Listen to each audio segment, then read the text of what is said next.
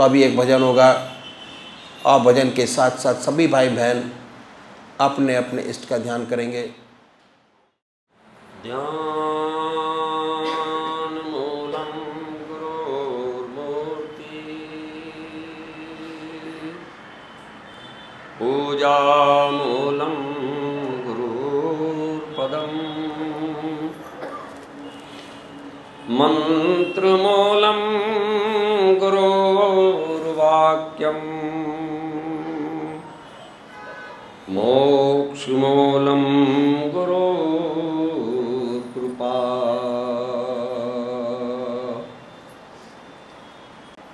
मुझे तूने गुरुवर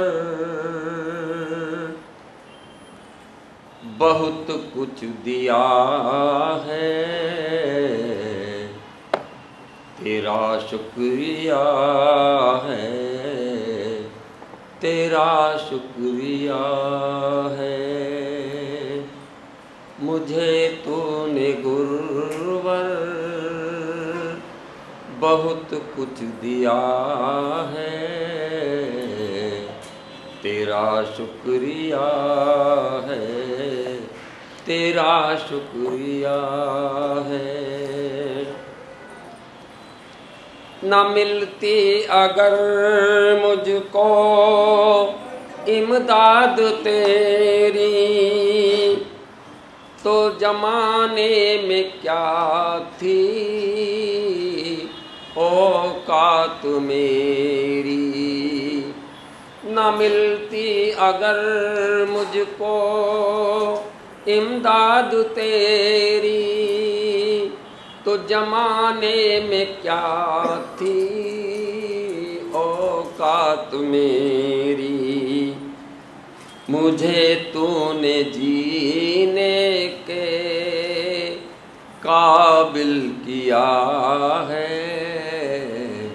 तेरा शुक्रिया है, तेरा शुक्रिया है। मुझे तूने गुरुवर बहुत कुछ दिया है, तेरा शुक्रिया है, तेरा शुक्रिया है। किया कुछ नहीं है, शर्मसार हूँ मैं, तेरी रहमतों का तलबगार हूँ मैं। किया कुछ नहीं है, शर्मसार हूँ मैं, तेरी रहमतों का तलबगार हूँ मैं। दिया कुछ नहीं बस लिया ही लिया है, तेरा शुक्रिया है, तेरा शुक्रिया है। मुझे तूने गुरुवर बहुत कुछ दिया है, तेरा शुक्रिया है, तेरा शुक्रिया है। तेरी रहमतों का गर सहारा न होता, तो जमाने में मेरा गुजारा न होता।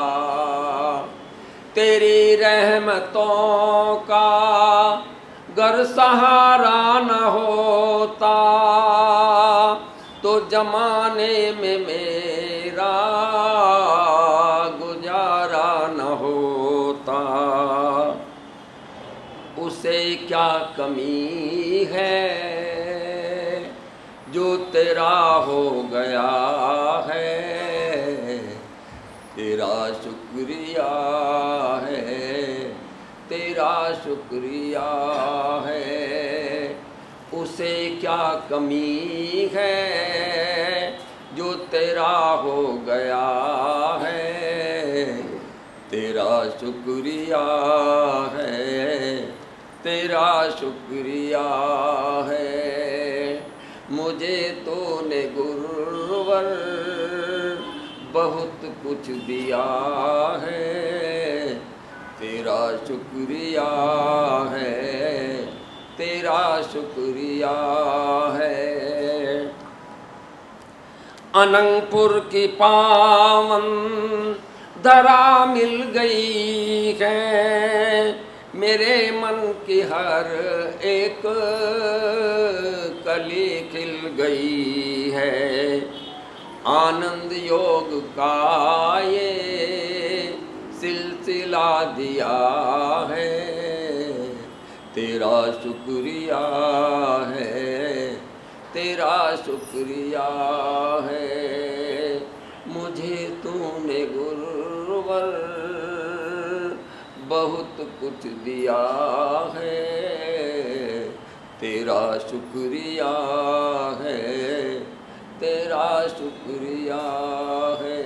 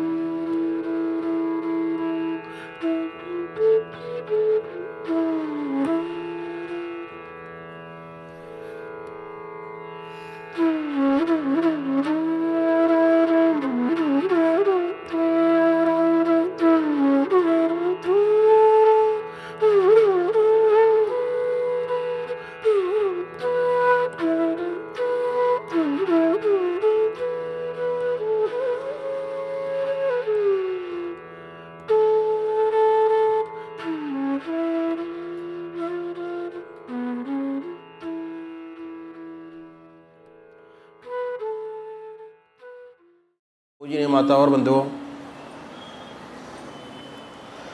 विनय प्रेम बस भई भवानी, खसी माल मूरत पुस्कानी। तुलसीदास जी ने पूजा करने का बहुत सुंदर तरीका वर्णन किया है। तरीका सब पर लागू होता है। किसी भी धर्म का मानने वाला हो, किसी भी धर्म का अनुयायी हो, अपने धर्म के मत पर चलकर कर सके। संत तुलसीदास जी ने कहा है, विनय प्रेम बस भई भवानी। प्रेम, प्रेम प्यार, विनय प्रेम बस भई भवानी, खसी माल मूरत मुस्कानी। पूजा के लिए दो विशेष गुण की बहुत ज़बरदस्त आवश्यकता पड़ती है, बहुत ज़रूरी है। पहला विनय और दूसरा प्रेम। जब तक दो ये गुण अपने में पैदा नहीं हो जाते, पूजा बनती ही नहीं सच्ची। विनय ऐसा सुंदर गुण है जो दूसरे के हृदय को अपनी ओर आकर्षित करता है। विनयशील मनुष्य दूसरे के हृदय को अपनी ओर आकर्षित कर लेता है। यह विनय की महत्ता है। गीता में भगवान श्री कृष्ण ने बड़ी सुंदर बात कही। कहा है, अगर आप ब्रह्म ज्ञान चाहते हैं तो ऐसे व्यक्तियों के पास जाएं जिन्हें ये ज्ञान उपलब्ध है। जब हम ज्ञानी है, उनकी सेवा करें छल कपट छोड़कर, तो वह ज्ञान आपके हृदय में उड़ेल देंगे। ये ज्ञान हृदय का ज्ञान है, किताबों का ज्ञान नहीं। अगर किताबी ज्ञान होता तो भगवान कृष्ण ने कहा होता कि गीता पढ़ लो, ब्रह्म ज्ञानी हो जाओगे।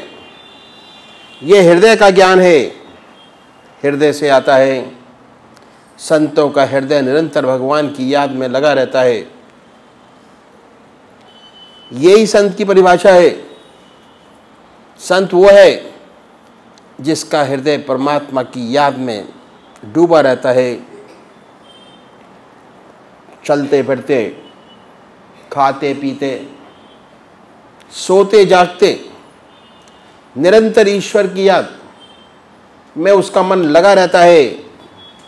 उसे कोई गरज नहीं कि वे आपकी तरफ देखें, वह तो अपने प्रभु से लगा है। उसका हृदय आपके मालिक के कुल से लगा है। अगर आप चाहते हैं कि आपके हृदय में भी वही प्रेम जागृत हो जाए परमात्मा के प्रति, आपका हृदय भी निरंतर ईश्वर की याद में डूबा रहे, तो ऐसे संत का हृदय अपनी ओर खींचना होगा। जब उसकी प्रेम भरी दृष्टि आपके सुपात्र हृदय पर पड़ेगी, आपका हृदय भी प्रेम से भर जाएगा। उसका हृदय प्रभु प्रेम निरंतर जारी हो जाएगी। ये बड़े भेद की बात है और ये विनय से आता है। कहीं पर भी जाएं, विनय से जाएं, विनय से जाएंगे और अपने हृदय को खाली करके जाएंगे तो ज़रूर महक जाएगा आपका हृदय। यदि आप पूर्व धारणा से जाते हैं और अपने मन को खाली नहीं करते तो जुकाम होने की वजह से शायद उसकी महक से महरूम हो जाएंगे। पहली बात क्या है, और जहाँ विनय है वहाँ भक्ति मिलती है। सच्चा भक्त अपने मालिक के सामने सदैव विनय से झुका रहता है। दूसरा गुण है प्रेम। प्रेम बड़ा छोटा शब्द है, 2.5 अक्षर का बना है, लेकिन बड़े महत्व का है। बिना प्रेम की परमात्मा नहीं मिलता। राम ही केवल प्रेम प्यारा, जान लही जो जानन हारा। प्रेम से परमात्मा की प्राप्ति होती है। प्रेम के 5 गुण हैं और वे क्या है? प्रेम का पहला गुण है अदब, दूसरा है लज्जा शर्म और हया, तीसरा गुण है विश्वास, चौथा गुण है संतोष, 5वां गुण है त्याग और इसार। इन 5 गुणों से प्रेम की सच्ची पहचान होती है। यह प्रेम की कसौटी है। इन 5 गुणों पर अपने प्रेम को कसकर देखें कि कितना प्रेम आपका परमात्मा से है और उसके अनुसार कितनी बड़ी कृपा आपके ऊपर प्राप्त हो रही है। तो पहला गुण है अदब। अदब एक अनूठा शब्द है, संतों की परिभाषा है। किसी दूसरी भाषा में ऐसा शब्द शायद ही आपको मिल पाएगा, बड़ी मुश्किल से मिलेगा। अदब के माने ये नहीं, अदब के मायने हम अनुशासन या डिसिप्लिन से नहीं कह सकते। डिसिप्लिन तो कई तरीके का होता है। एक डिसिप्लिन है डंडे का होता है, डंडे से आता है। यह डंडे का डिसिप्लिन नहीं, यह डिसिप्लिन प्यार का डर, प्यार का भय। हम प्यार करते हैं और हमें ये भय बना रहता है कि हमसे कोई ऐसी बात न हो जाए कि जिसे हम प्यार करते हैं वह नाराज़ हो जाए। ये है अदब। और ये अदब कैसे शुरू होता है? जो बच्चा है, अच्छा बच्चा अपने माँ बाप का अदब करता है। और ये अदब कैसे शुरू होता है? बच्चा बड़ा हुआ, स्कूल जाना शुरू करता है, बच्चा अपने अध्यापक का अदब करता है। जो बच्चे अपने अध्यापक का अदब करते हैं उन्हें सच्ची विद्या प्राप्त होती है। अब जब हम बड़े होते हैं, परमात्मा के रास्ते पे चलना प्रारंभ करते हैं, तो हम अपने सद्गुरु का अदब करते हैं और उसके प्रेम के डर से डरते हैं। ऐसे साधक के हृदय में निरंतर टीस बनी रहती है कि उससे स्वप्न में भी ऐसा काम ना हो जाए जो कि उनके गुरुदेव की शिक्षा के विपरीत हो, या उनके हृदय में किसी भी प्रकार को ठेस पहुँचे। ये है अदब। बाअदब बानसीब, बेअदब बेनसीब।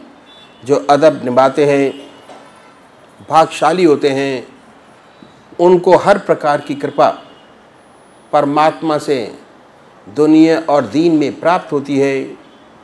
माता पिता के चरणों में स्वर्ग है, सद्गुरु के चरणों में परमात्मा की प्राप्ति, ईश्वर का मिलन होता है। जो माता पिता की इज्जत और अदब करते हैं वह संसार में सुखी रहते हैं। जो अपने सद्गुरु का अदब करते हैं उन्हें इसी जीवन में जीवन मुक्त अवस्था प्राप्त होती है। यह है पहला गुण अदब। संतों ने कहा है कि अदब पहला करीना है। मोहब्बत के करीनों में, प्यार के गुणों में अधिक महत्व उन्होंने अदब को दिया है। रूहानियत का रास्ता इशारों का रास्ता है। जो इशारा नहीं समझ सकता वह कहीं बात भी नहीं समझ सकता। जो सच्चा साधक है वह हृदय से बात करता है, जबान से बात नहीं करता। और जब ये अदब आगे बढ़ता है तो हमें ईश्वर की नज़दीकी प्राप्त होती है और इससे परमात्मा का सच्चा अदब बनता है। उसका सबसे बढ़िया अदब क्या है कि एक भी क्षण हमारा परमात्मा के याद के बगैर न बीते। हर समय उसकी याद आती रहे, उसकी हजूरी रहे, उसकी आगाही रहे। ऐसा परमात्मा का डर हमसे बने। यह है प्रेम का पहला गुण, जिससे हम अपने प्रेम की पहचान कर सकते हैं, परख कर सकते हैं। और यह है पूजा का अंग, विनय और प्रेम। ये दोनों बड़े महत्वपूर्ण हैं। प्रेम का दूसरा गुण है लज्जा, शर्म, हया। जिससे हम प्रेम करते हैं उससे हम लजाते रहते हैं, उससे आँख मिलाकर भी नहीं देख सकते। उसकी निगाह पड़ी तो हमारी निगाह नीची हो जाती है। जिससे हमें मोहब्बत है, जिससे सच्चा प्यार है, उसको छिप छिप कर हम देखते हैं। आँख से आँख मिलाकर नहीं देखते, आँख से आँख नहीं मिलाते, छिप छिप के निहारते रहते हैं। निरंतर ये भय बना रहता है कि हमसे ऐसा कोई कार्य न हो जाए कि उसे ठेस पहुँचे। सच्चा साधक इस कोशिश में लगा रहता है कि कहीं उससे ऐसा काम ना हो जाए जो वह अपने गुरु के सामने नहीं कर सकता हो। ऐसा काम उसकी गैरहाजिरी में भी ना हो। यह है अदब, यह है शर्म, हया और लज्जा। इतना सुंदर गुण कि इससे हमारी जिंदगी पवित्र बनती है।